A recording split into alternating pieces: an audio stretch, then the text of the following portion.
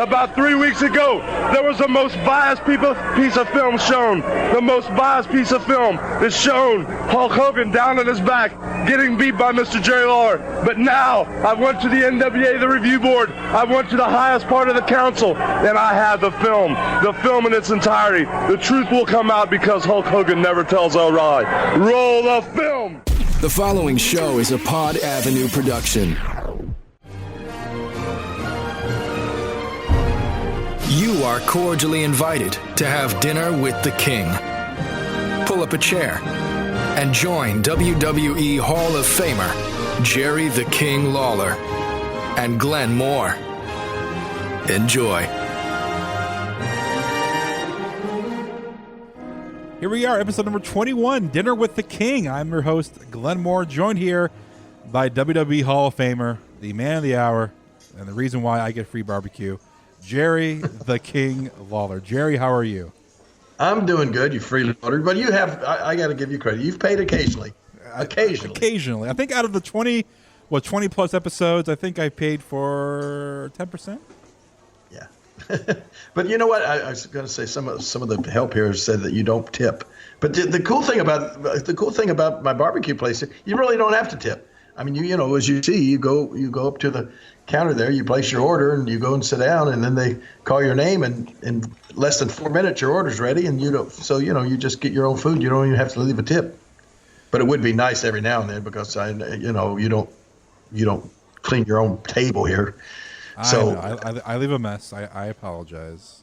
You need to start getting or Dinner with the King or even Jerry Lawler Barbecue Company bibs. I would love to have a bib on while I scarf down. Yeah. Is that an idea?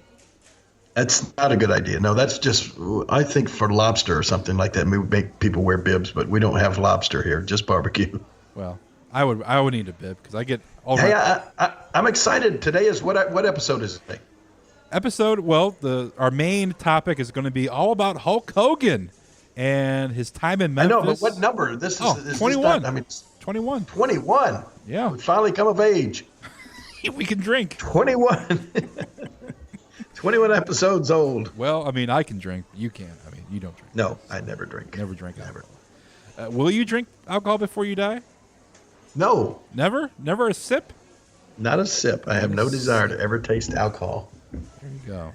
Good for you. And I used to say, lips that touch liquor will never touch mine. But, of course, Lauren has changed that to had to eat those words. That's a whole show right there. Yeah, you're not kidding. We got to get her on. If I come down, we get her down here to the company and have her sit on the show and delve into all the secrets of Jerry the King Lawler. I guess we could do that. That could be a show where we record and I can post after you pass away or something, so you're not. Oh my goodness! So you don't reap the social media outplay. I sit with you today. Twice you've already talked about me dying. That's not a good omen. What's wrong with you? I'm sorry. Well, have you finished drawing me yet? Because we all know when you start drawing somebody, they pass away. Apparently. Yeah, no, I'm working on your portrait as we speak. Jeez.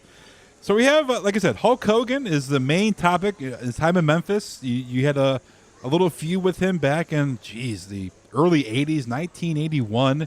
Hulk got a start in Memphis as well in the late 70s. So we're going to talk about his time. You have some stories with the Hulk. And you keep looking at your phone. You're texting someone. And I get the feeling, do you have a surprise guest for the show, Jerry? Well, you're right. I'm texting someone, and I just got confirmation that he will call us while we sit here and have dinner.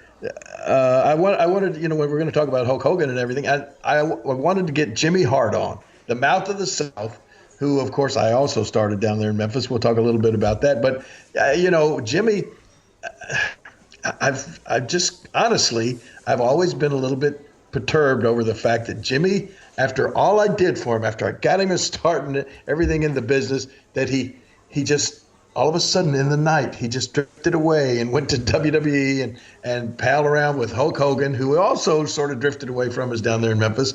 And he's had this long relationship as managing Hulk Hogan there in the WWE. And of course, Jimmy's still a part of WWE with the Legends contract and all that sort of stuff. So I wanted to see if I could get Jimmy to call in and talk to us here today. And I want to put him on the spot and ask him how he turned his back on me and went with Hulk Hogan throughout his career. But I'm sort of kidding. I've never had any hard feelings with Jimmy Hart ever. But anyway, I'm going to try to get him to call in. It looks like he may do that here shortly. Will that be okay? If he calls, can we get him on the air here? Yeah, I got the cord here, my backpack, so I'll just put the cord. You're all the way. You're way away from the microphone now. Lean back up here to the table. Yeah, you're looking down. I was looking for the mic cord, so I had the mic cord, so we're able to do that. So Jimmy Hart, WWE Hall of Famer, will be on the show. This is not the first time we've had a WWE Hall of Famer on the show. We've had the Rock and Roll Express, fresh off their induction. So You're right. And we had Kenny Bolin on, which is not a WWE Hall of Famer. Kenny Bolin? He is not a WWE Hall of Famer. Do not even mention his name in the same sentence with WWE Hall of Fame. I'll just bleep his name out. Everybody know who he is. Well, I'll just bleep his name. All right, Jerry. Before we have some house cleaning to do. I want everybody to know we are on Twitter, Dinner with King. We're on Facebook, Dinner with the King. We're on every single podcast app out there, which Jerry has on his phone. Not really. We have iTunes. We're on Stitcher, Podbean, TuneIn Radio. We're on Google. We're on all the podcast apps, and we're on YouTube. And I've been uploading some best of clips. So if there's a clip or a segment of the show that you enjoyed, you can go on YouTube and listen to that clip only of the show. And I'm adding some video to the clips. So if we're talking about Hulk Hogan, I want to play some classic footage that I found of Hogan or Terry Boulder back in the day, and posting that as Jerry talks about Hogan, or we have the Undertaker stuff as the Master of Pain. I have his first match in Memphis, playing as Jerry talks about the Undertaker. So so if you want to watch and listen to the show, go on our YouTube page. The link is on podavenue.com/king, and you can find the YouTube page, and you can spend hours of listening to full shows, but also some of our best of clips from previous episodes. So those are updated. We're really kicking butt with this podcast, aren't we? Yeah, we're out there, and it's gaining a lot of momentum, and we're getting more and more downloads each and every week. And this week, like I said, is going to be great to talk about. Before we get into that, you mentioned me a story. And a lot of people rip on wrestling. A lot of people, especially celebrities, they say something about wrestling is fake or it's stupid or no one cares about it. And, people who watch it are idiots or just simpletons. And the wrestling community, it always comes back to bite them in the butt, doesn't it? They come together no matter how you feel about wrestling or your views. If you're old school or you like the new stuff, they all come together and they just bombard this guy either via social media or I'm sure emails or just on TV, radio. They bombard, or podcasts. They bombard. And you told me a story about David Crosby. Will you tell me what happened? Well, David Crosby, and sadly, most people that are listening to podcasts these days won't even know who David Crosby is, and that's what happened with the wrestling fans. Let him know how irrelevant he is today. But David Crosby back in the 60s was he started out, he's a musician, a singer, and he started out in the band called the Byrds with Jim McGuinn and a couple other guys. But anyway, they had some big hit songs, Mr. Tambourine Man, Turn, Turn, Turn. And in the 60s, they were huge. Then he was in the group Crosby, Stills, Nash, and Young with Neil Young and David Crosby. And they had a lot of hits as well. But this was, like I said, 60s and 70s and that sort of thing, and he hasn't done much since. But somehow today, I looked on Twitter, and poor David Crosby, who I was a fan of. I mean, I was a huge fan of the Byrds. I mean, Mr. Tambourine Man, maybe one of my all-time favorite songs of ever. And so apparently, there's this game out there called Words with Friends. Yeah. And somehow David Crosby put up a tweet that said, "To people who can read and write, WWF means Words with Friends, not wrestling." And he tweeted that out. Oh, boy. And brother, I guarantee you he regrets it. Thousands, I mean literally thousands of wrestling fans heard about this and saw this tweet, and they have jumped all over poor David Crosby with every kind of insult and and of course you can imagine the main one is the fact that it hasn't been WWF for over 10 years or something like that, and if he said people said anybody that could read would know that it hasn't been WWF. But I mean, they just jumped on him with both feet, talking about how old he is and how out of touch and how irrelevant that look at me, can't talk. I can read and write though. But I mean, people are sending him tweets saying, "Hey, I'm a published author and I watch wrestling and I enjoy wrestling," and and this kind of thing happened recently with that band, the Kings of Leon, and really right after they were here in Memphis, and I was telling you about the fact that years ago when they were just getting started, they came to me and asked me to do a publicity picture with them because they were the Kings and I was the King of Memphis, and one of the guys was from Memphis, or a couple of them, and so then right after they played at the Music Fest here in Memphis, they did some sort of comment, some sort of tweet knocking wrestling, and brother, the wrestling fans jumped all over those guys as well. So let me just give this word of advice. Anybody that's out there listening, if you're any kind of celebrity or anything, don't knock wrestling on Twitter. Our wrestling fans will be all over you. So it's just not a smart move to do. Don't go to David Schultz and tell him that wrestling's fake. He'll slap your eardrum out, or Vader, the other side of your head. You ever see Yes. that Vader video, him in Kuwait, and the guy is basically saying, wrestling is fake, gosh. and Vader just goes off. Yeah, but I think Vader may have wound up in jail over that thing for a few days. He really went overboard, and of course so did David Schultz. Yeah, Undertaker's response was more subdued, and he's just sitting there watching Vader flip over the table, and get in the guy's face. What do you say when someone? I'm sure you've been interviewed. Obviously, someone interview said, "Oh, the wrestling's fake," or what do you say to people who say wrestling is fake? Well, when usually they say, yeah, fake, or I say, so wrestling's not real, right? And they'll say, yeah, wrestling's not real. I say, do you watch movies or TV shows? And they'll say, yeah. I say, okay, when you see Tom Cruise get shot or something or fall out of an airplane, do you think he's really dead? And they go, no. I said, so you watch movies and you're entertained by that, but they're not real. And I just say, well, wrestling's entertainment. So it's just, it's a bunch of very good, talented athletes putting on an entertaining television show, just like a movie or any TV show that you watch. I really don't spend a whole lot of time with it because it's usually like talking to the wall. People, you're not going to change somebody's opinion just by talking to them, or if they're not a wrestling fan.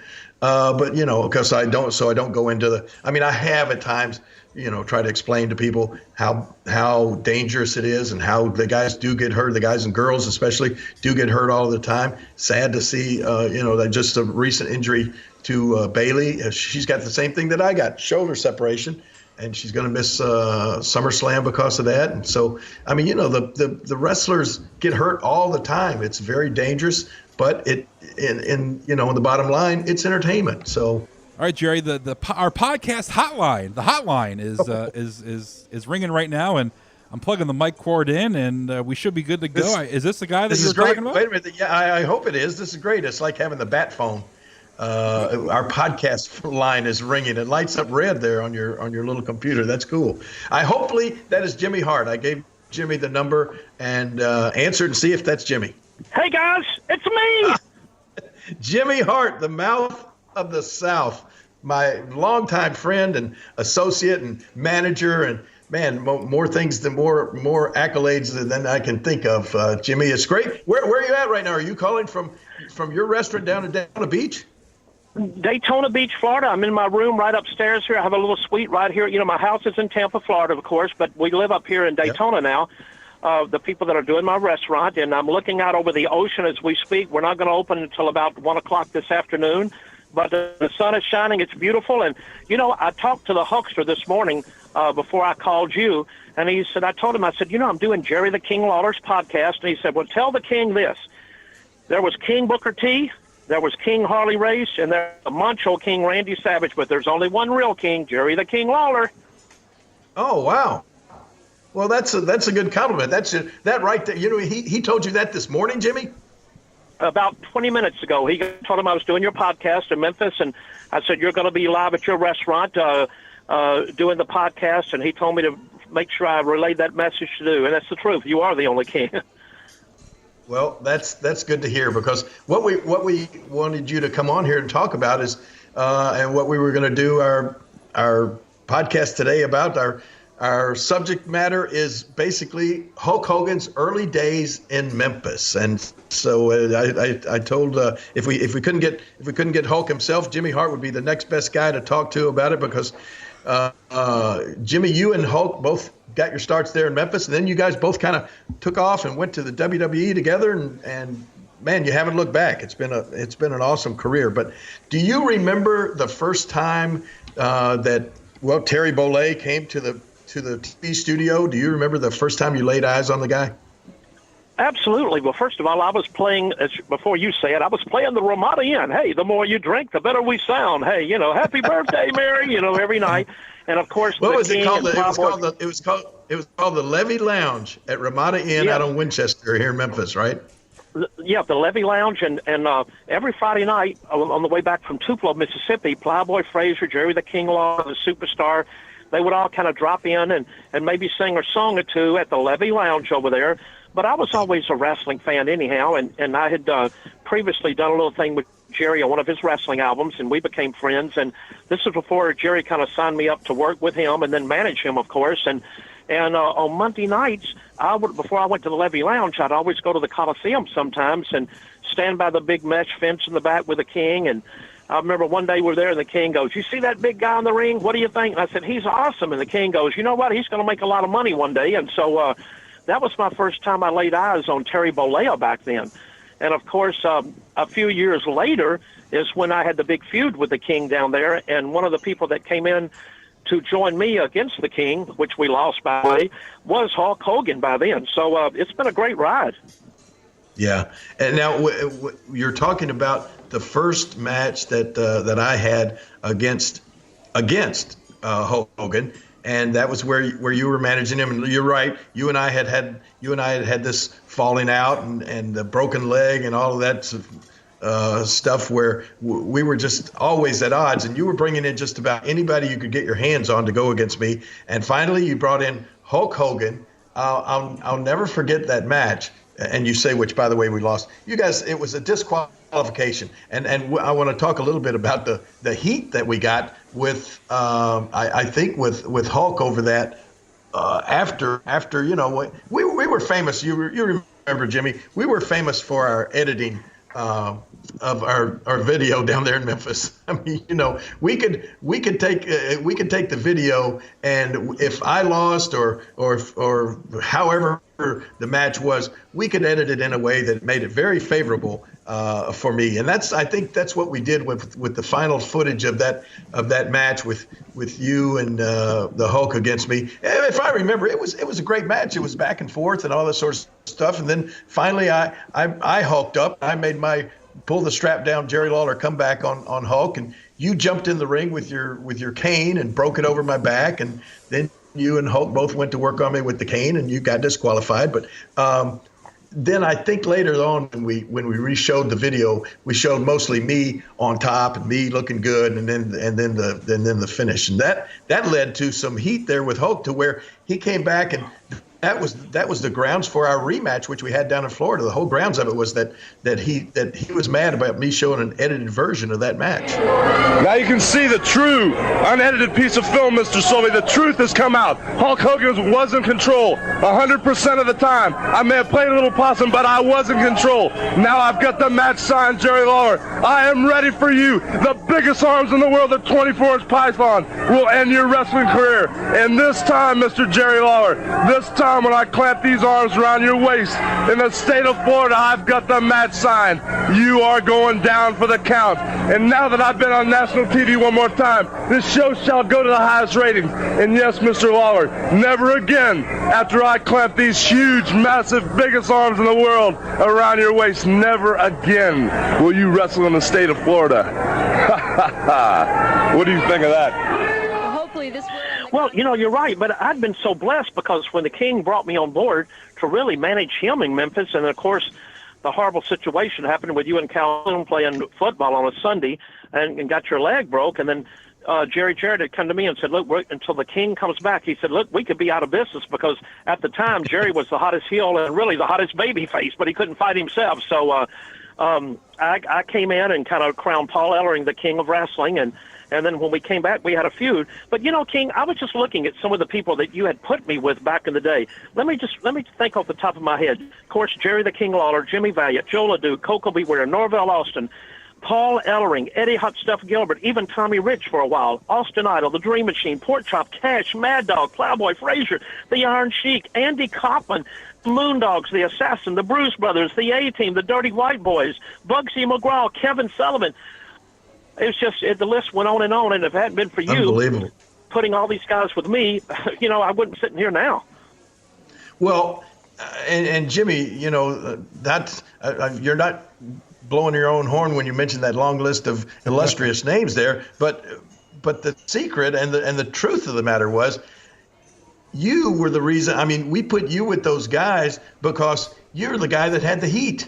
You're the guy that the people so wanted to see get beat up. We could put anybody with Jimmy Hart. I mean, bring in somebody totally unknown and put them with Jimmy Hart, and they instantly had that drawing power because the people wanted to see Jimmy get beat, and they wanted to see anybody that Jimmy associated with. So that was the whole reason behind all that, Jimmy. I mean, you were the key to such a big part of our success there because you were so good at getting people ticked off at you. I mean, it just worked perfectly. And one of the names I don't think you mentioned on that list was the guy that I faced when I finally came back. That to try to get at you after the broken leg. And we want to do a whole episode on this guy someday on the podcast because to me he was one of the most underrated talents ever in Memphis, and that was Troy Graham, the Dream Machine. You remember him, Jimmy? Well. Oh, absolutely. But look how that happened. One day, I forget who I had coming in to fight that y'all had lined up for me, and all of a sudden, they didn't show up. And so the King goes, look, I've got this mask. Go out in the back in the parking lot, see who's had any wrestling experience. And I ran out in the back, and I'm going, hey, who can wear this mask? And this guy goes, hey, I'm Troy Graham. Well, matter of fact, I think you sent me out there to look for Troy Graham. And when I ran out there, and I said, and he goes, I don't know if he can even talk. So I ran out there and I said, come in the bathroom. Can you talk? And he started doing, I'm the man to walk the barbed wire fence. And I went, oh, my gosh, King, he's great. We threw the mask on him. The next thing you know, it was a great run. But a lot of things that you had put together back then, look at the Kamala thing you put together. Look at the Rock and Roll Express. But Troy Graham, Mad Dog, remember? You had the Bruce Brothers coming in. I think Norvell, somebody couldn't make it, but we had Pork Chop Cash. I ran out in the back. You said, look for that guy named Mad Dog. I said, what size jacket? He said, well, this jacket's a 54. He just happened to wear a 54 size jacket. I went, put this on. Don't even say nothing. Just dance. And all of a sudden, one of the top draws for us. So it was crazy. When I think about it, we were pretty lucky back then, weren't we, Jimmy? I mean, just we got a jacket that we need to fill, and we just happened to go out and find a guy that fits the jacket, yeah. and then you bring him in, and he starts drawing money for us. It was a crazy time. It was great. And getting back to Hulk Hogan though, when Hulk Hogan first came on our Memphis TV, or first came, and Jerry Jarrett and I. First met him. I mean, he had been playing in a band down in Florida, and was just trying to break into the wrestling business. And he had a buddy with him that he called Eddie Boulder. Do you remember him, yep, Jimmy? Sure do.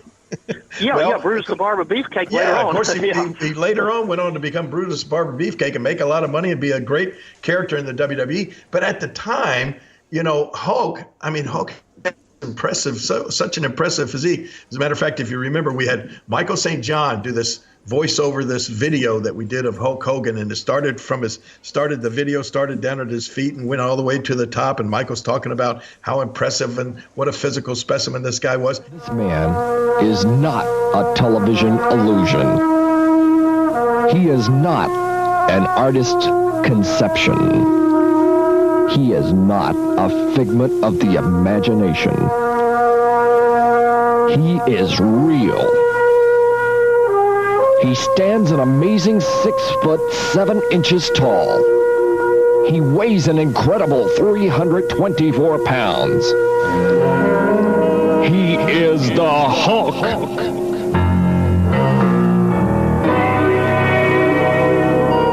The Hulk, without a doubt, is the most awesome figure in professional wrestling today.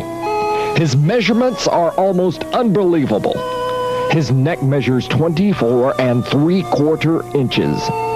His chest expands to an incredible 59 inches. His biceps are 26 inches, and at the end of these powerful arms are two 12-inch fists. This magnificent upper body tapers off to only a 34-inch waist. The Hulk is supported by tree-like legs that can leg press over 1,900 pounds. Combine these amazing measurements with more brute strength than you can imagine, and you have the Hulk. And the Hulk is coming here. And he was. It was amazing looking from the get-go. Before he even knew a headlock from a wrist lock from a wristwatch, he was always had that great physique and that great look. But for some reason, and I guess just because they were friends from Florida, but it appeared that Hulk Hogan staying with us there in Memphis was going to have to be a package deal with Eddie Boulder. And if you remember, Eddie was just so green at the time. I don't even think he had ever had a match, and certainly had never tried to do an interview on TV. I'm sure that people out there can all see that the Hulk is coming, and there will be no problems once the Hulk gets here. What happened out there, they back jumped me. I'm relatively new to the business, and I wasn't aware that this Pete Austin and this Ron Bass were that type of men to jump somebody from behind. But I know now, and he was just, you remember, Jimmy, we were at a point where we had to have everybody that we used on the show had to contribute. I mean, they had to pull their weight. We didn't have a big crew or anything like that. So everybody that was on the show had to be pretty well experienced and be able to do what we call draw money, put people in the seats. And we didn't feel that Eddie Boulder was going to help us at all. But we thought actually, putting somebody that green and that inexperienced out there on our shows was going to hurt us more than help us. And so that's sort of the reason that Hulk didn't stay with us very long. But when he first came in, I mean, he was just getting his feet wet. If you remember, Jerry Jarrett and I had to co-sign for his first car that he ever got. He didn't even have credit established yet. So we co-signed for his first car. And but I think, do you tell the story that I didn't think he was going to make it or whatever, Jimmy? Well, I changed it up a little bit a while ago because on your podcast, I don't want to get cut off. But I swear, King, this is what you said. And look, I was part of the Ramadi Inn, okay? Right. And I wasn't even in the business then, even working for Jerry then. But, we were friends. So every Monday night, I'd come over and watch the first, before we started at 9 o'clock, I'd get to watch at least 45 minutes of the matches. And so Hulk was in the ring that night, Terry Boulder. And Hulk and King and I were standing by the mesh fence in the back, and you looked out there, and here's what you said. Here's the real story, okay? Okay. The way I remember the real it. story. Okay. I'm probably going to deny it, but go ahead. I know it, and you're going to say, Jimmy Hart's lips are moving. He's lying, but let me tell you. So I'm looking out there, and he goes, you see that big guy in the ring? And I said, yeah. And he goes, what do you think? And I said, God, he looks awesome, man. And you said, well, you know what? He just asked me would I manage him, take 10% of his money and book him around the country. And I said, King, you are going to do it. And you looked at me and you said, are you crazy? This guy will make a dime in this business. Now, I know King is going to say, I never said that, but that's a true story. Are you sure I wasn't talking about Eddie Boulder? Oh, well, maybe. Come to think about it, maybe you were, but I think it was a single match. So, but yeah, no, I changed the story a while ago. Okay. Well, no, that's all right, because we all know how much money Hulk Hogan has made in this business, and without a doubt, Terry. People ask me this all the time. Who's the biggest star ever in the history of wrestling? And in my mind, I would have to say that even more so than Stone Cold Steve Austin, even more so than The Rock, the biggest name to me ever in the history of this business is Hulk Hogan. Well, you know what, too, King? I remember when I went up to WWE, when I left Memphis and went to WWF back then, I remember one time in the back, this was the early days, I remember Vince saying, Jimmy, he said, I'm looking for the next attraction. somebody bigger than life, somebody that when they walk to the airport, the whole airport stands still and goes, oh, my gosh, look, somebody that can do a Make-A-Wish, somebody that can host MTV Awards, somebody that can be on Johnny Carson's Night Show and not embarrass the company, somebody that can do on Good Morning America. And it's hard to find those type people. You know, Stone Cold had it, The Rock had it, Hulk had it, John Cena's got it, but it's a lot of the guys are great, but it's just hard to find that one person that has that special something, you know? Yeah, they come along once in a not maybe a little more than once in a lifetime, but you're right. It's next to impossible. And right now, I certainly don't see another Hulk Hogan on the horizon. Do you? Well, you know, we watch Raw every Monday night at my beach bar. We watch SmackDown on Tuesday. We have the pay-per-views here, free. Every 2 weeks, you know, SmackDown on one and on the other. And I really enjoy the matches. You know who I really love? Paul Heyman. He reminds me of the Rush Limbaugh of wrestling. Because when I listen to Rush Limbaugh and I listen to Paul, they talk so much alike. They're both of them are great. But I love Paul. But I really enjoy the shows. I watch everything. I watch. Remember that time we had the little run with the XWF when we brought you in to team you up with Tony Schiavone? You know, back in that day, we had a little showdown there that I thought was a lot of fun. You know, we had Mean Gene, we had you, we had the Road Warriors, we had Bobby Heenan in his good health. But I want to wish him well too, by the way. But we had Hulk on there. We had the late great Kurt Hennig. We had the late great Rowdy Piper on there. Sable was on there as GM. It was just it was great, but still, it's just it was like I said though. But I still enjoy AJ Styles. The story I was going to make, AJ Styles was on that show. Nobody was using him. Then I had 7 matches on him back then with the XWF, you know. But he always was kind of special. But I really enjoy watching Raw on Monday night. Jimmy, you know what? We did an episode on the XWF, and when you go back and list those names that you just listed right there, it was amazing that amount and that group of talent was put together. I mean, that's what I told Glenn when we were talking about that. If you could take those names that you just listed and put those guys together now, and it would be a company. You could make a company that could hold its own against the WWE. I mean, and I think that the truth of the matter was, I think that it was such an intimidating looking group of talent then that's why the WWE said, hey, we don't need to let this thing get a foothold, and that was smart of them. That's when they called me back and offered to let me come back, and a lot of those guys that were in the XWF then were offered positions back with the WWE, and I think that the most of them took it, and that's the reason that never really got built up a head of steam.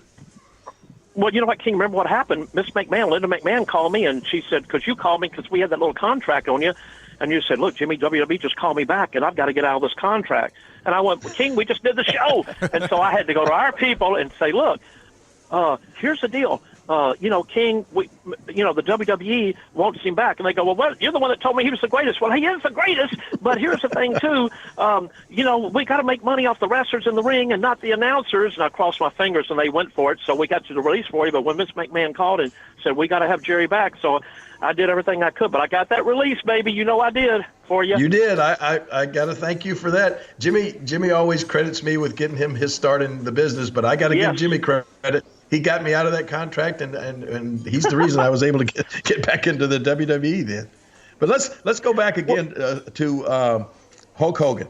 Now, I think Glenn does, Jimmy, the funny thing about this, Glenn actually does research for this podcast. Of course I do. So he's looked back and found that in 1979, I guess Hulk and I had some tag team matches where we were partners.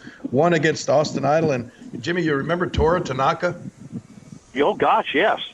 Yeah, man. Me and Hulk wrestled Austin Idol and Tora Tanaka. And what was the other? We had another one, didn't we? Go against. Who did we go against in the other one? Yeah, you had three matches, tag team matches. It was you and Hulk versus the AWA Southern Heavyweight Champion, the Mongolian Stomper, and Gorgeous George Jr. in a steel cage. And he had a couple other tag team matches. This was in a week, so it must have been one of these circuits, but throughout Memphis and Louisville back in May of 1979. Man, oh man. Well, I've got it in my bar down here. I've got a couple of the posters too from Memphis, and that I've kept, and I've got one with you fighting Hulk on it, me in the Hulk's corner, of course, and I've got several of those posters that I've always kept because, I kept a lot of my merchandise through the years, even back in the Memphis days, which is still the greatest memories in the world. And, of course, a lot of my memorabilia. But I do have some of those posters with you on them. Well, also, Terry, or I know I'm like you. It's hard for me to call him Hulk or, decide where you're going to call him Hulk or Terry. But it's one of those situations where what year did he, or how long did he, if you remember, Jimmy, how long did he stay with us in Memphis before he took off? Well, didn't I start with you in 79? I believe I started in 79 because I left to go to New York in 84. So I was down there, 5 or 6 years with you guys. And Hulk, when I started with you, he had just left down there, and he came back in that one match with you for that big comeback thing when you came back, when we were bringing all the people in to go against you week after week at the Mid-South Coliseum. And so after that is when he went to New York, and he was working with Vern Gagne. Then they went to New York up there, and then 84, before the first WrestleMania, is where I went to New York. Wow, that was what a amazing time that was. And if you remember the match there at the Coliseum that we had, it was like we had a huge sellout. I just went back and watched the clips of that, and to hear the way the fans reacted back in the day, every punch that was thrown, you hear 11,500 people going woo, woo, with every one of those shots. And I was watching that, and I didn't even remember this, but that was back in the days of we were trying to do all these fancy entrances, and Hulk came in the ring, and you with him, you had on that white coat, and Hulk had this big gold robe that, man, when he extended his arms out, it had quite an impressive wingspan there. This big gold robe was hanging down, and then all of a sudden they started playing I think it was the theme to Rocky or whatever, and here I came out like an idiot on a white horse. I'm riding a white horse out to the ring. I know. Well, you know what? I remember too, because in the ring, we didn't know we didn't even see the horse before the show, and so because we were on the separate end of the Coliseum, and then all of a sudden Hulk sees that and he goes, "Oh, you got to be kidding me!" And I said, "That's the king. That's the king." I had to try to upstage the Hulk's entrance there with that big gold robe. But you know what? It was so great back then, though, because you're right. The audiences. From the opening match to the main event, that they were the best crowds of all. They were so spontaneous on everything, every punch, every move anybody did. And it was just it's such a thrill to see some of those old tapes now, just to look how the audiences really are, Yep. Now, Glenn, okay, go ahead. What were you going to say? Yeah, I have a question for both of you, actually. Obviously was, current events, what's going on with the Hulk, and I don't want to get into it, but I mean, having Hulk Hogan, the biggest face of professional wrestling, everybody knew. My grandma, who didn't watch wrestling, had a poster of Hulk Hogan in her locker because, obviously, the entertainment factor of Hulk Hogan. But, it would be smart to have, Hulk Hogan, the biggest name in wrestling for many, many, many decades, back with WWE. I mean, this is your opinion, obviously, both of you. Will we see Hulk Hogan back on WWE TV in the near future, or is that ship has sailed? Go ahead, King. You go first. No, I don't think that ship has sailed. Jimmy knows this more than anybody. In the wrestling world, you never say never. And I thought it was just a way big overreaction of what happened to Hulk in this most recent situation. The reason that he's not in WWE at the moment, but I think that is definitely blown over. It was never a big deal to begin with, and I don't think anybody even thinks about that anymore. But yeah, I do think a lot of people would like to see Hulk come back, make appearances in the WWE, and I believe that one day I think now right now probably the ball would be in Hulk's court. If he wants to come back, I think he would definitely be able to come back. Well, like the King said, too, and I was just thinking the other day, too, I was, first of all, I am so grateful for the network because, like you, King, each and every week we go out and do autograph sessions. And this past week I was in South Bend with Greg the Hammer Valentine and your cousin, Honky Tonk Man, and I was in Milwaukee. And then this next weekend I'm on the road again. I'm back in Milwaukee for a big ball game thing up there. And by the way, I'm going to be in Tupelo, Mississippi. I'm flying into Memphis on Friday. I'm going to come by your restaurant and eat where you are now. But I'm going to Tupelo to do a thing up at Fun World up there from a shameless plug real quick now from 2 to 5. And then that night I'm going to be in South Haven, Mississippi at SGWA. And then Boonville, Mississippi on Saturday night. But I have a chance to come back there. But what I was saying for the network, some of you, the kids get to see us that really didn't grow up watching us back in the early days. And I have like 7 and 8-year-old kids that come in the bar up here now. Just you have the hotel part of it, to take pictures and stuff because they watch the network. So I'm so grateful because of that. But going back to what we said, here's what's so cool about that is that Hulkster, still to this day, he still puts WWE over big time. He puts the network over. And I've noticed lately on a lot of the shows and everything else, they have a little bit of extra footage on Hulk that you see kind of fall in there every now and then. But the King just said it right. Never say never. Look at the feud Bret Hart had with Vince. He came back and still comes back. Look at the Warrior. What happened with that? Warrior came back, was in the Hall of Fame. Look at the thing with Goldberg. Everything that was said back in the day, Goldberg came back. So, you just never say never on anything. And I think one day that Hulk will be back where he deserves to be, back with the WWF, WWE. I really do. Yeah, I do too.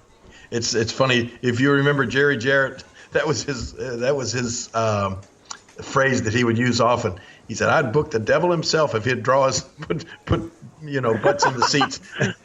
And I think that's if you're a true promoter, if your number one goal is to fill an arena, that's the kind of attitude you have to have. So I think that those, that door will be opened again for Hulk Hogan as it should be. I mean, like I said, biggest name ever in the history of this business. He should be out there taking advantage of that. Well, you know what, Jimmy? Yeah. Go ahead. Go ahead. No, you go ahead. I was just going to say, and I don't want to sound like name dropping on this, but I just want to say this. It sounds kind of mushy. I need to get a violin music behind me. But like I said before, you said if it wasn't for Jerry getting me into the business that I really love, because I had a small music career. Million Seller, Keep on Dancing with Larry and all the guys, and Cinnamon Girl, Why Should I Cry, Sun Records, and MGM. We did the tours with the Beach Boys and Sonny and Cher and all those people like that. But which was great. But I really always loved the wrestling. That was what was so important to me. And when I had a chance to go to New York back in the day, and of course the King came later on, but on these names here, and this is what happened when I managed Hulk up there. But going up there, listen to this, King, and this because of you giving me a chance to come in. When I first went to New York, I had Greg the Hammer Valentine, King Kong Bundy, the Honky Tonk Man, Adrian Adonis, Dino Bravo, Terry Funk, Dory Funk, the Hart Foundation, which was Neidhart and Bret Hart, the Rude Shows, Jock and Raymond, the Natural Disasters, Earthquake and Typhoon, the Rhythm and Blues, which was Honky and Greg, Money Inc., which was Ted DiBiase, and of course Mike Rotundo, the Megamaniacs, which was Hulk and Brutus, the Nasty Bull, Knobs and Sags, just to mention a few. But and being in the Hall of Fame in 2005, but that would have never happened, Jerry, if you hadn't got a hold of me to be at ringside with you for those years. And I'm so grateful because of that. I know I tell you that all the time, but life is very fragile sometimes, Just wanted to make sure the whole world that listens to your podcast knows that. Well, Jimmy, I tell you every time you tell me that, man, it's like a football game. Sometimes you get handed the ball and you either fumble or you run for a touchdown, and you got handed the ball. Really, no thanks to me. I mean, you got handed the ball once you got in the business, and you definitely ran for many touchdowns. Man, that list of names that you talk about that you managed in the WWE is just unbelievable. It's just you come up with a more impressive list of names. It's amazing that you've had such a great career there. You know what? I know you got other things you got to do, Jimmy. We don't want to keep you on here all day. We wanted to talk about, and I'm sure you remember this, but Hulk and I had those matches back in the early 80s, the late 70s, and everything. But then just as recent as 10 years ago, we were going to have a big return match in Memphis at the FedEx Forum. Do you remember that situation, Jimmy? Oh, absolutely. We had it all set up, publicity going, ticket sales were going through the roof. It was Jerry the King Lawler. We had run the old tape back on the local TV show of the feud that you and Jerry, Hulk had years ago when I was at ringside. And so the whole thing was, who's Jimmy Hart? Whose corner is he going to be? Is it going to be his lifelong friend, Jerry the King Lawler, the man who got him in professional wrestling? Or is it going to be Hulk Hogan? Oh, my gosh. And so I was going to be, I'll play it neutral. So we ran those tapes. Well, recently Hulk came back to Memphis with his daughter Brooke. They were down at Sam's Town to promote her new CD, and well, a lot of people have been asking me if I'd like to go one-on-one with Hogan one more time. And I said, sure, Brooke Hogan. But that's not what's going to happen. It's going to be the Hulkster, and this is how it all came about. Tell me if you think this sounds like a challenge from Hulk Hogan down at Sam's Town. I want to know when I'm going to get a title shot, brother. I want to know when I'm going to get booked on Memphis Wrestling, because I still got a little bit of gas in this tank, brother. Oh, you got I need a title shot. I started here in Memphis, and I need to end my career in Memphis.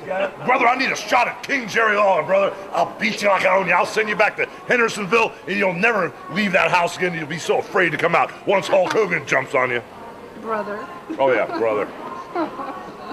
And at the last minute, something happened where you couldn't do it, and so we had to bring in Paul White, the Giant. So Paul White had to come in for that big match down there, and it did well. But I really think if you'd have been on the show against him, I think we'd have really had a sellout. And remember one thing, Corey Macklin. Don't come to Memphis, Tennessee. Don't come to the FedEx Forum if you don't think blood's going to flow like wine, because it is. This is a fight of my life, brother. This could be the last match that I fight for my family, the Hulkamaniacs, or this could be the first match on the long, hard road to taking over the whole professional wrestling business. And at the end of the day, I'm glad that coward Lawler ran for his life. At the end of the day, I'm glad a real man is in the ring. Paul White to face me, brother. Yeah, I do too. But and that was, that was a situation where, once again, I think my decision on that thing, while I thought I was doing the best thing for me, I think it got a little heat I know it got heat with Corey Macklin. I think it got a little heat with Terry as well, because, there was this big buildup. This was in May of, March, April of 2007. And, yep. And it was, like the match was just all set in stone. And then, quite honestly, the WWE called me up, and they didn't tell me, because I was under contract to them at the time and you guys weren't, but they didn't tell me that couldn't do it. But they just strongly insinuated that they wished I wouldn't. It was one of those kind of things. And the main thing was, Hulk was his Hogan Knows Best show. The reality show was on a different network than what WWE was on, and I think that Hulk was planning on filming this match and a lot of that stuff for to be shown on his show.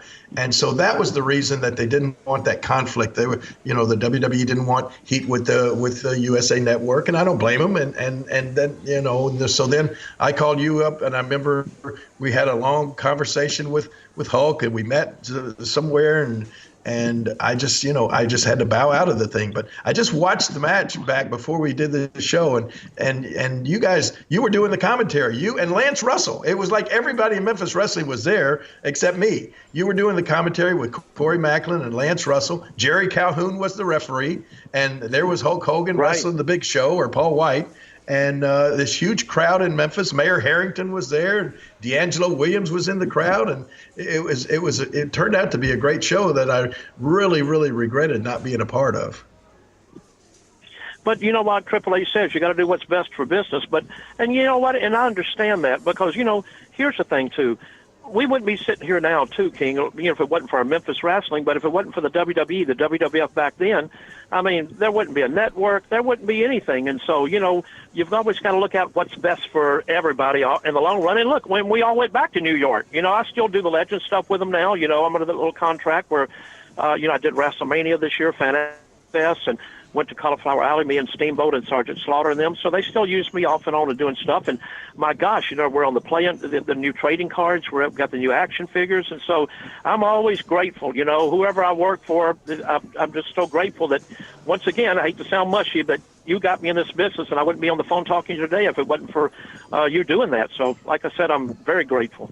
Well, I'm going to say once again, like I said about us back in the Memphis wrestling days, and it pertains to with the WWE, we've both been lucky. We've both been blessed with, what we've been able to accomplish in this business. And it just, the stars just align themselves in the right places for certain things and for certain people. And you and I, Jimmy, have certainly been lucky we should thank our lucky stars as far as our careers have gone. Well, there's one thing I want to say to you, Jimmy, is we did a whole show about Jerry Lawler singing. We played some of his songs. I want to tell you, Jimmy, I don't know how you could tell Jerry Lawler he's a good singer, because how some of his songs were just woo. Wait a minute. I'm going to listen. This guy Jimmy is sitting over here stuffing his face with our waffle sweet potato fries, and he's talking about my singing, and you're singing. Jimmy Hart produced most of those songs for me, and sang on most of them. So you're gonna say that he sounded bad? No, you Jerry, giving you the false confidence in your singing abilities. Hey, Glenn, you better be careful. Last time I said that, I got a broke jaw, so you better watch out what you say about that. Hey, but I'm going to try to have a chance to come by your restaurant on Friday when I get into town heading for Tupelo. But like I said, though, but you know what? Let me tell you something. Sometimes it's not about the singing, it's the song. If you got a hit song, look at Louie Louie, sold millions of copies, and you couldn't even understand the words, Right. And Jimmy Hart, this is what I love to tell this story. It was 1965, wasn't it, Jimmy? Yes, sir. Okay, 1965 music, the music charts and music was dominated by the Beatles. I mean, they were the biggest thing in music. These guys, you could look at the top 10 list of the pop songs out, and the Beatles would have 5 songs on the top 10 list. And all of a sudden, this was great. A little garage band from Memphis, Tennessee, from my high school, as a matter of fact, Treadwell High School. These guys called the Gentrys got together. Jimmy Hart, a big part of them, one of the lead singers in the Gentrys. These guys knocked the Beatles off the top of the charts and went all the way to #1 with a song called "Keep On Dancing." And as you said, Jimmy, I mean, it was just a great simple lyrics and a simple little song, but it just really resonated with the people out there. It was great. It was a great hit for you guys. Well, you forgot to mention the Beatles song that was #1. It probably been on there for 6-7 weeks, too, and nothing stays #1 forever. But you know what? Like I said before, it started all in Memphis, Tennessee. We were just lucky. Once again, I always use your line, too. I said, like the King always says, sometimes it's better to be lucky than to be good. But we were lucky. We were playing the T. Walker Lewis YMCA around town and doing that on weekends. And we bumped into George Klein, and he introduced us to a guy named Chip Smallman, who had an American studio just got into town. We went over and cut a little demo, and the next thing you know, it was easy to get records played back then on the radio every morning. And all of a sudden, we had the little record that was doing well, and MGM came in, and they said, well, look, they're probably doing pretty good because they're from town here. Let's put the record out in Nashville, and we'll put it out in Bristol, Tennessee, and maybe Knoxville. It did well there, and that's how we got our contract. And then later on, Chips produced the box tops on The Letter and all their hits, Sandy Posey on Burn a Woman, and even Elvis on In the Ghetto. Yep.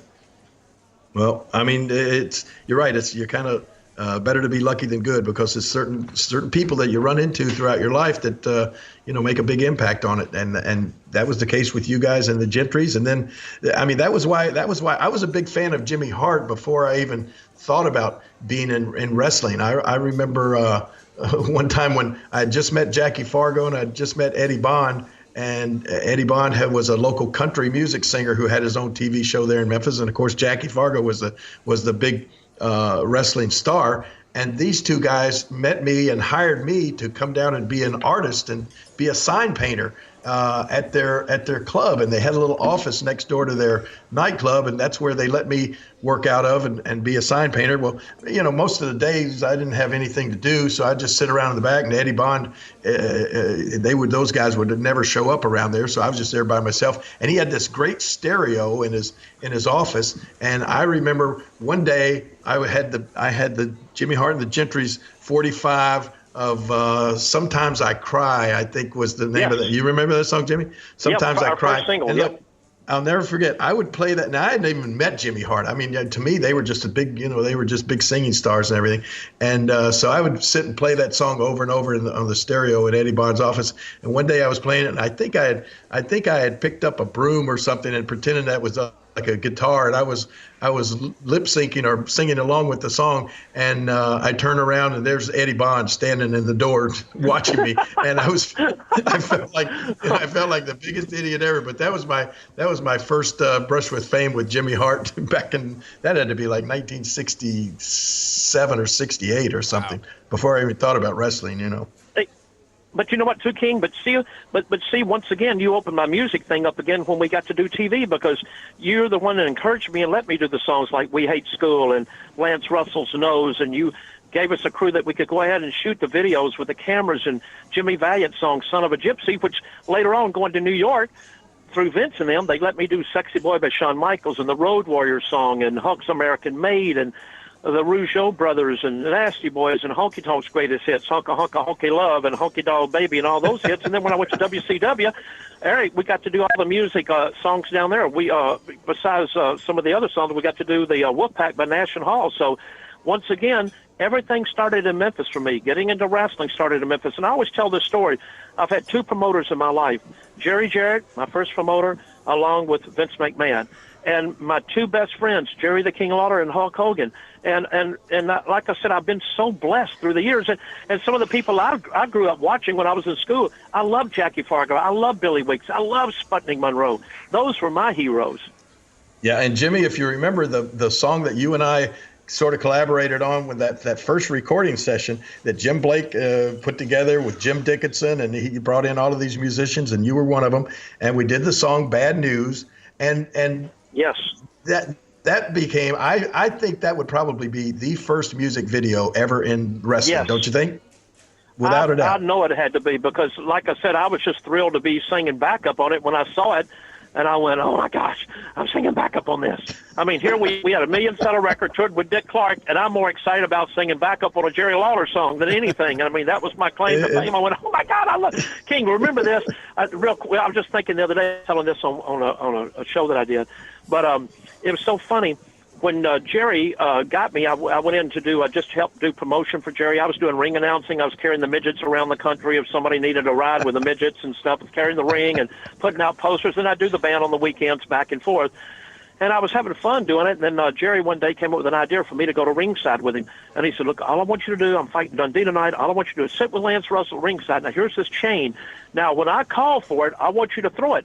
Well, he didn't tell me I'm supposed to lob the chain up in the air. I threw it about 90 miles an hour like a baseball. But lucky me, Lawler missed the chain, but it hit the middle rope, wrapped around it, and all Jerry had to do was reach back, grab it, pop, knock Dundee out, and the next day we're on TV.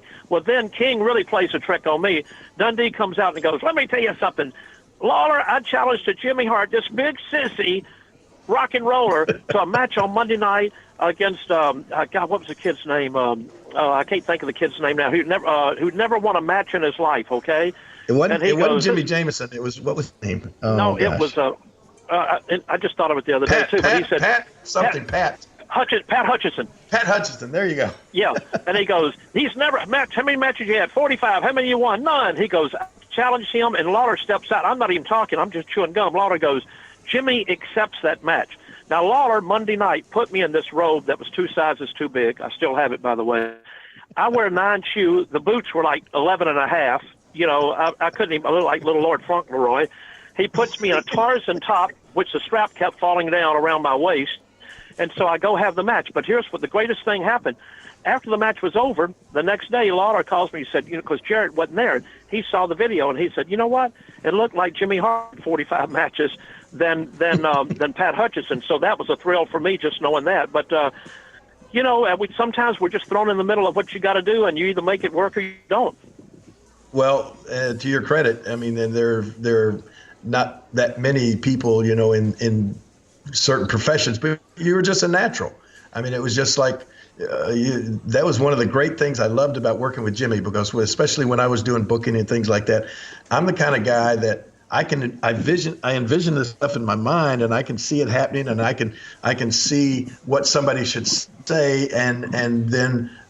I always would just take a few minutes to be with somebody and say, hey, you need to go out here and you need to say this and say this and say this.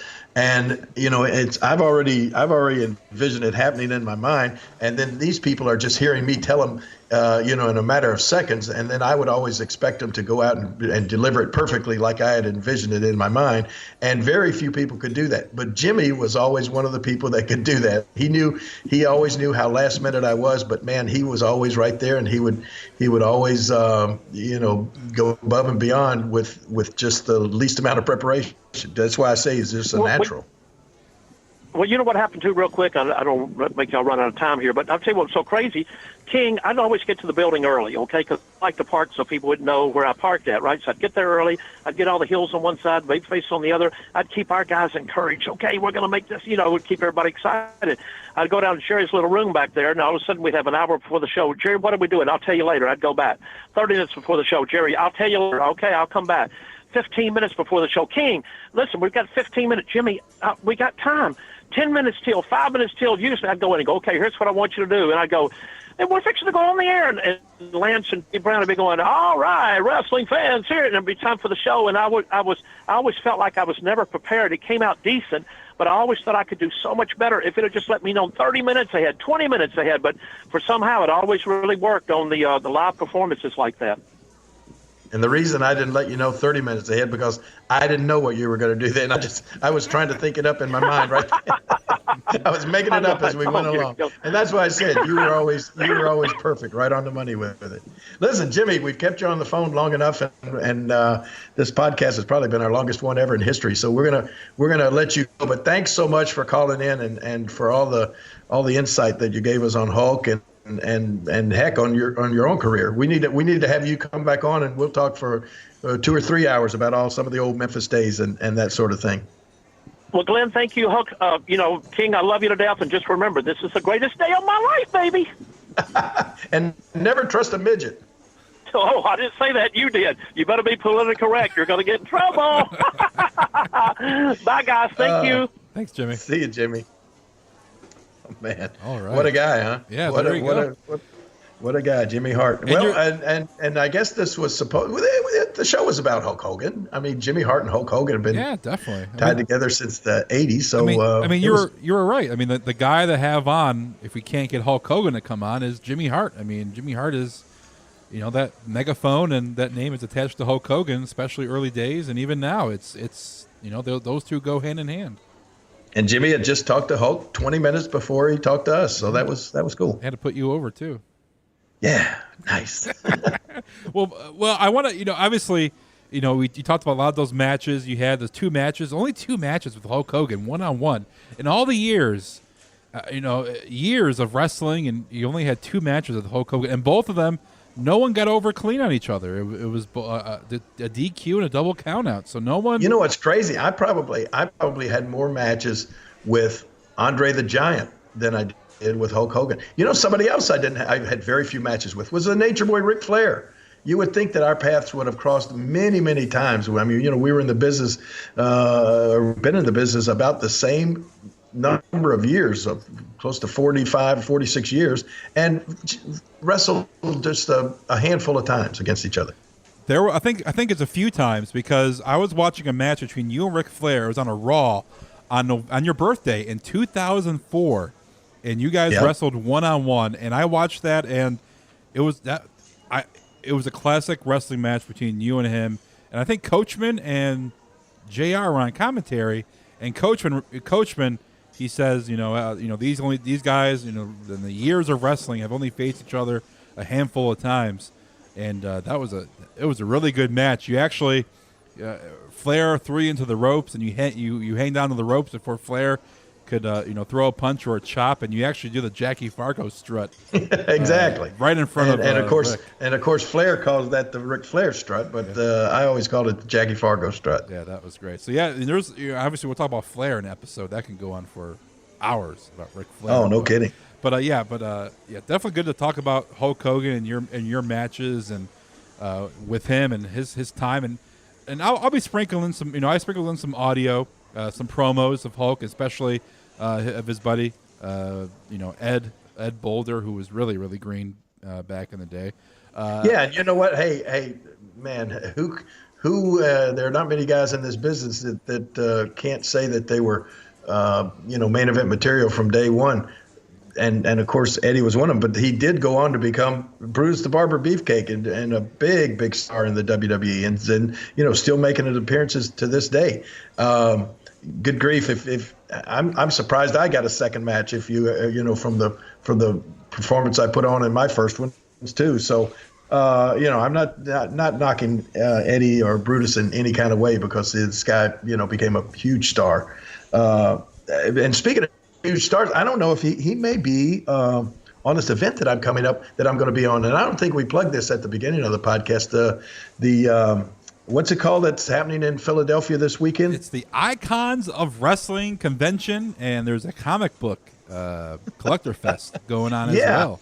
But you know what is so great about it is I'm going to be. It starts at 9:00 in the morning, and it's in the old ECW arena in Philadelphia. Yeah, that one I said should be made out of toilet paper. Anyway, it's going to be right there in that arena, and I'm going to be hanging out with good old JR is going to be there. And he and I are going to be signing, doing pictures together. But you got a list of some of the names that are going to be at this thing. It's amazing. Well, this is going to be unbelievable. On the official website, you are number one. You're the main guy. That doesn't matter. Just list the names. You got JR, the Rock and Roll Express, Tony Schiavone, Road Warrior Animal, King Kong Bundy, Jody Matthews, Chavo Guerrero Jr., Tammy Stitch, we all know as Sonny, is going to be there. Bully Ray, The Godfather, The Killer Bees, Tito Santana, Ted DiBiase, The Nasty Boys, Tommy Rich, Bobby Fulton, The Patriot, Velvet Sky, Petey Williams, Ken Anderson, Madison Rain, J.J. Dillon, Tommy Dreamer, Shane Douglas, The Blue Meanie, Two Cold Scorpio, the Baltimore Blondes, which I think are I don't know why they're on this page, but I don't know who they are. And Nikita, that may be the only name that you don't know who they are, because all of those other were truly icons of wrestling. All of those names, that's unbelievable. Can you imagine what a ticket to that show should cost? It's unbelievable. You get to go and meet all of these people, not just watch them perform or anything, but actually meet them, shake hands with them, get pictures made with them, get autographs. It's going to be unbelievable. $20 to get in. How much? $20. Oh my gosh, that's crazy. Well, I'm sure, like you charge for a photo or an autograph, right? Well, possibly, Yeah, you do. To cover my travel expenses. Come on, it's not for free. So yeah, so you get $20 to get in, and you got to pay. I'm sure each person has a different price to get a photo. Or are you and JR doing photos together? Like a person? I think we are. There you go. I think we are. There you go. Really quick, before we wrap it up. Hey, and then that thing goes from 9 a.m. to 3 p.m. And then I'm going to be heading over to Hamburg, Pennsylvania. Yeah, that sounds like one of your favorite towns. You would love to live in Hamburg, wouldn't you? Hey, I'm not the Burger King, all right?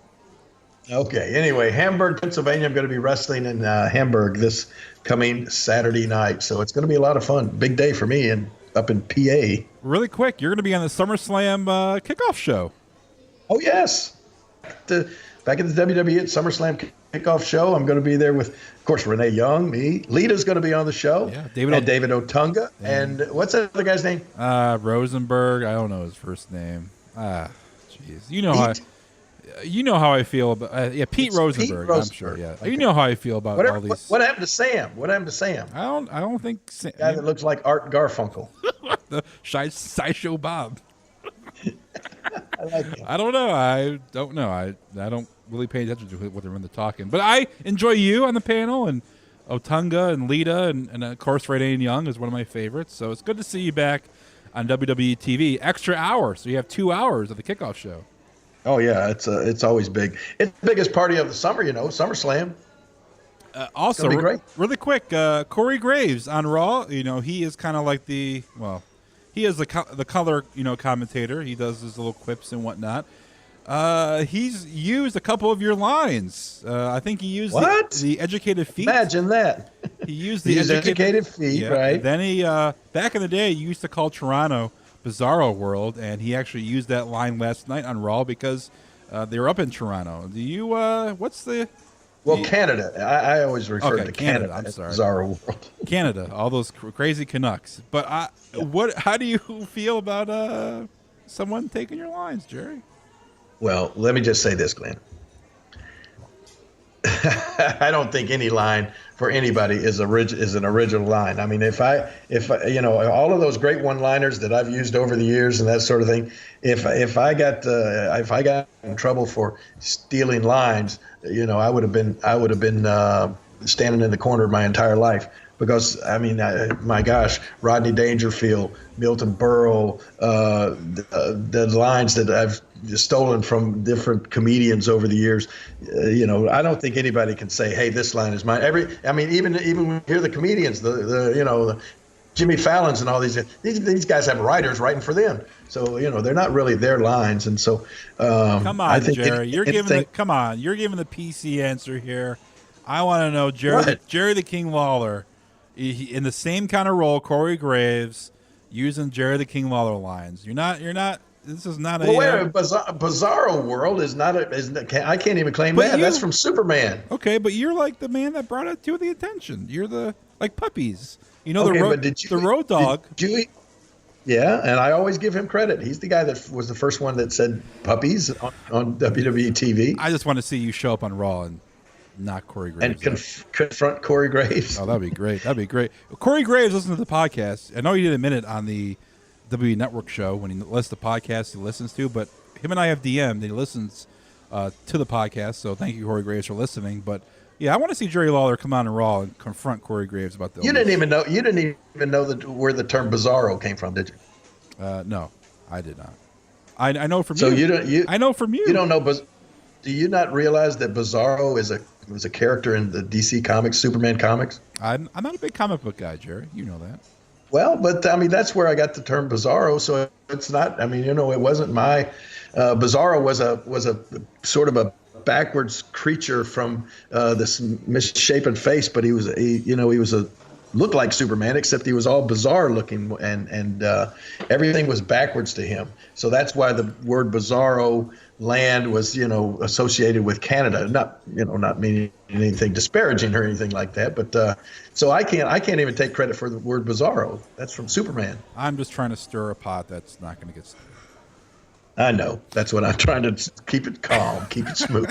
But puppies, though, I used to get in trouble all the time because I would be a kid. I would be a kid, in the store, and I would see a girl with, big breasts and say puppies, and I would get in trouble. Really? All the time. Oh yeah, because of you. You would say puppies, and I would repeat the lines as a kid, and I would get in trouble because I would not allowed to say those words. It should have been Road Dogg getting in trouble instead of me, right? Jerry Lawler. All right, Jerry, you're going to be, like I said, at the old ECW arena this weekend. And anything else going on this coming weekend other than that, and wrestling in Hamburg? No, getting ready for SummerSlam after that. All right, Jerry. Well, thanks to Jimmy Hart for coming on. 2 WWE Hall of Famers. It's an honor for me to sit here and listen to you guys talk about Hulk Hogan, but also the Memphis I could sit. Honestly, they call him the mouth of the South for a reason. I mean, Jimmy has so many stories. I personally could sit and listen to Jimmy Hart talk forever. He's never ending. We got to bring him back on and talk about him. His career in Memphis and just general Memphis discussion would be great. And talk about stealing lines and everything. Jimmy Hart was the first one. Jimmy Hart's Hall of Fame Bar and Grill in Daytona Beach, Florida. And I stole the name from Jimmy and put it on my bar and grill on Beale Street. But I asked him first. I said, "Hey, is it okay if I name my bar on Beale Street?" And this was over a year ago, and so anyway, if you're in Daytona Beach, Florida, and you get a chance, go by Jimmy Hart's Hall of Fame Bar and Grill down there. It's awesome. Well, there you go. All right, Jerry, I know you got to let you go, buddy. You're a busy man. And thanks everybody listening to the show. Look, I got a long list of stuff I got to do today. I got to sort my socks. Check my teeth for plaque. You can sort your underwear. Yeah, I got to do that. Well, you don't wear underwear, right? Well, I think we got to go because that lady started gagging in the corner. So we'll let you go, King. We'll talk to everybody next week. Okay, Glenn. The preceding show is a Pod Avenue production.